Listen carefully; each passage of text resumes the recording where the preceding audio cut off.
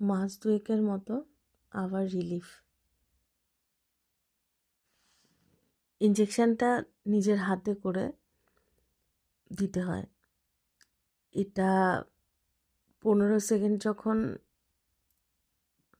ইঞ্জেকশানটাকে ধরে রাখতে হয়, 15 সেকেন্ড যখন মেডিসিনটা গায়ের ভেতরে যায়, সেটা যে কী পরিমাণ যন্ত্রণা, এটা ভাষায় প্রকাশ করার মতো না। এটা কাউকে বোঝানো যাবে না, আর আমি বোঝাতেও চাই না। আমার জীবনে এটা আরেকটা সত্য, এটা আরেকটা গল্প। সব গল্প যেমন শেয়ার করা হচ্ছে, তাহলে এই গল্পগুলো বাদ থাকার কোনো মানে হয় না। এইটুকুনি কষ্ট সহ্য করা যায়, কারণ এইটুকুনি কষ্টের জন্য অনেক বড় কষ্টের হাত থেকে আমি মুক্তি পাই।